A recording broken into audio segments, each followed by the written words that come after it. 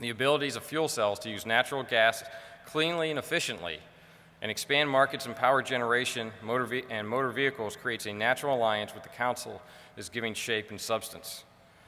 In a few weeks, the results of from the U.S. midterm election will be known. We won't know the results until then, but there's no doubt that the new Congress will come back to work next year with a mandate for change.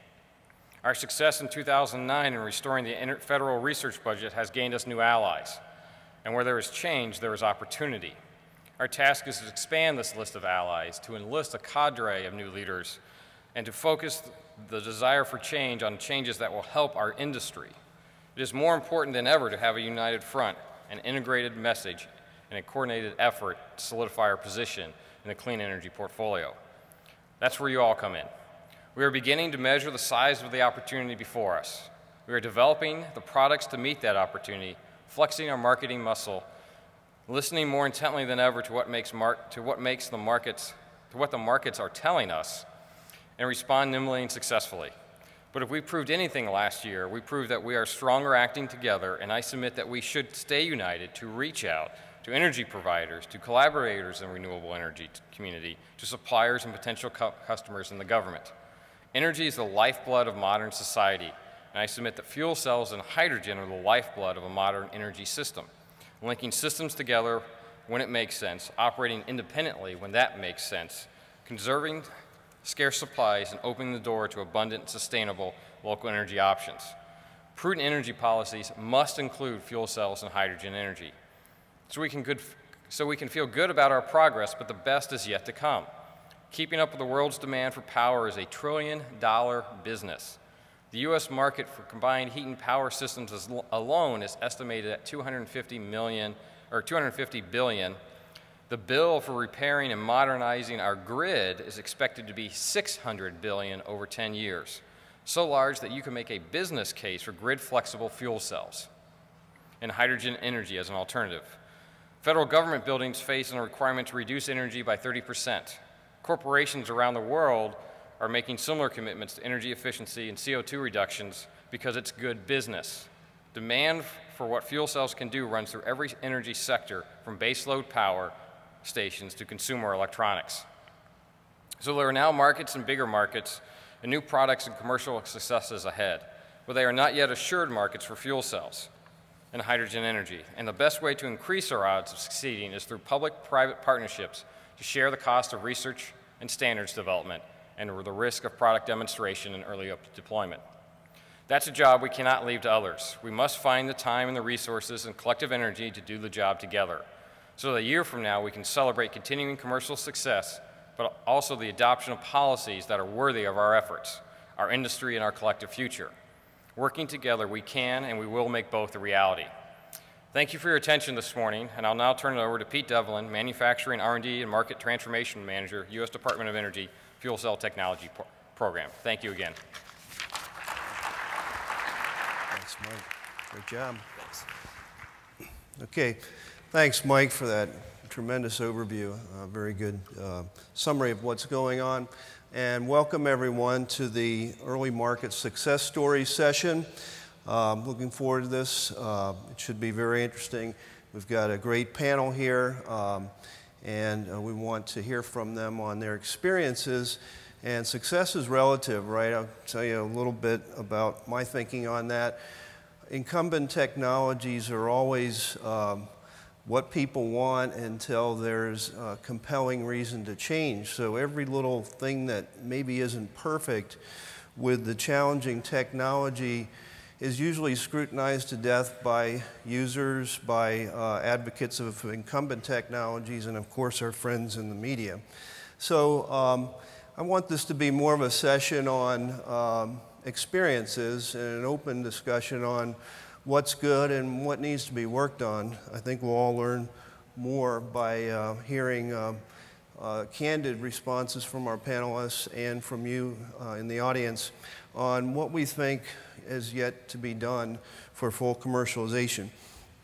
So before we get started on that, I got asked to make a couple of announcements. There'll be a state activity at the coffee break.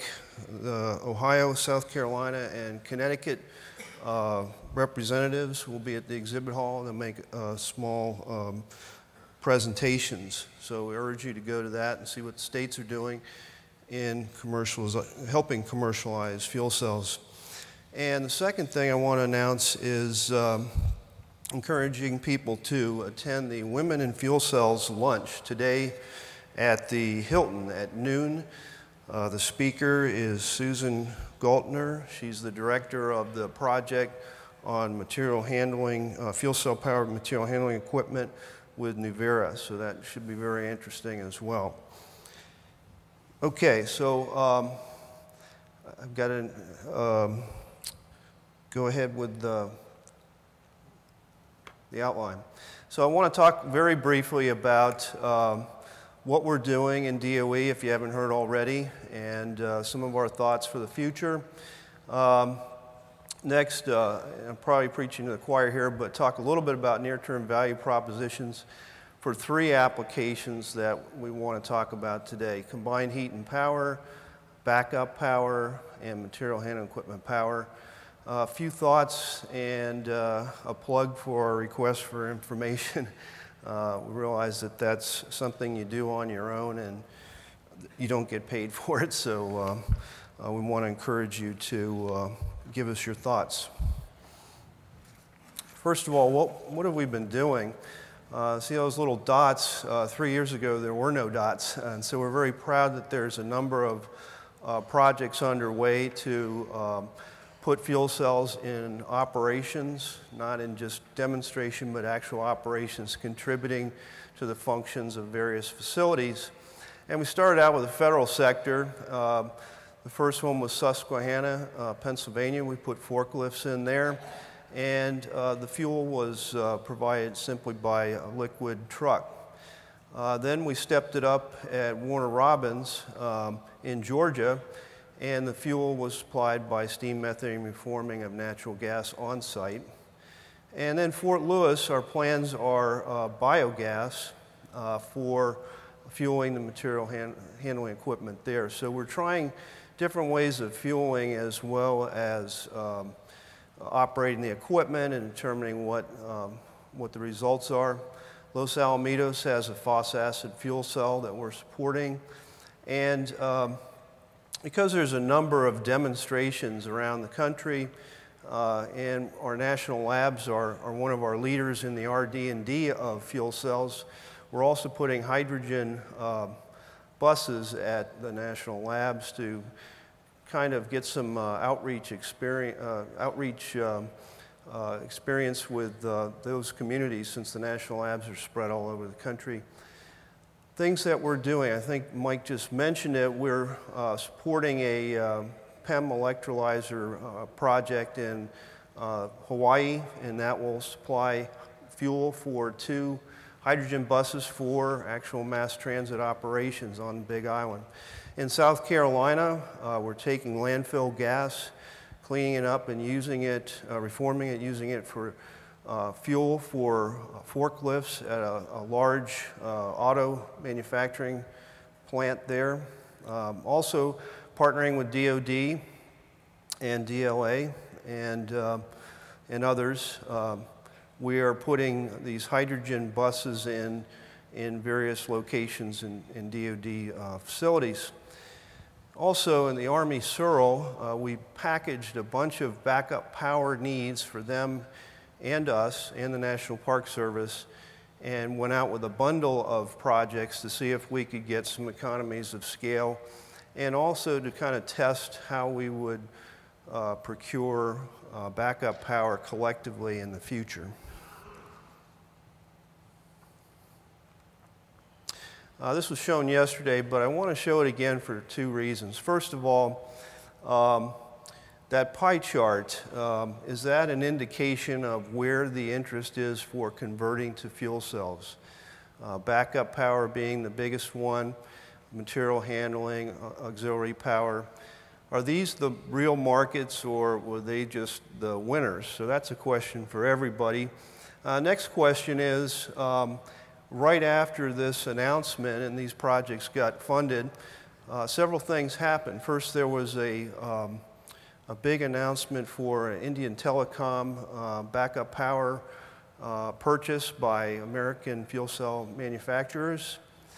Then there was the Central Grocers from Illinois completely converted their distribution equipment over to fuel cell powered material handling equipment. And also Walmart has started to convert their fleet to fuel cell powered equipment. So the question is there a cause and effect here? Was that just a coincidence? Can we build on that, or was that just a one-shot kind of incident? I don't think I need to spend much time on the value proposition at a fuel cell seminar, but combined heat and power, we think that the heat and power needs of many facilities in the government and in industry makes for a compelling argument. The fuel flexibility, natural gas and biogas, furthers that argument. Power purchase agreements can be made using CHP on sites. Reliability has been tested and proven. There's lots of data out there to show that. The energy efficiency, if you manage the heat and power loads properly, can exceed 80%.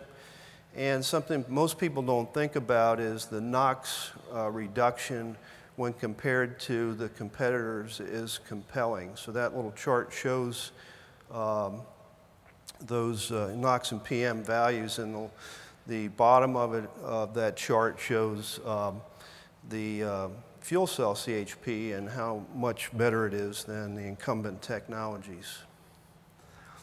Emergency backup power, we think that the telecoms should be very interested in this. Telecommunications towers, there's over 200,000 of them in the US alone.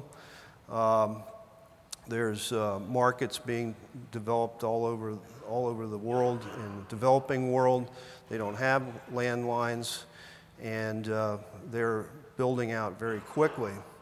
Data centers can't afford to go down. The whole operation is affected when that occurs. Millions of dollars are lost per minute. And also remote locations. There's a picture there of Fort Sumter in South Carolina, which is an island. It was converted to a national park. Very difficult to get power there. You can see the emergency backup power systems in the photo there as well. So what are the value propositions of using fuel cells for backup power versus incumbent technologies? Obviously energy efficiency, but that's not as important as reliability. And I want to stress runtime.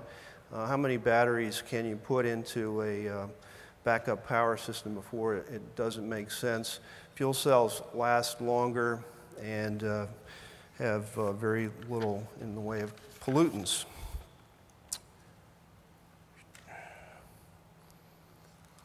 And specialty vehicles. We're seeing a lot of interest in time-critical operations. I mentioned the Central Grocers. Any material handling need that is time-critical or a 24/7 operation can see a value proposition. And we think that the fuel cell can be used for a power system in all classes of material handling, and we'll hear some other opinions on that.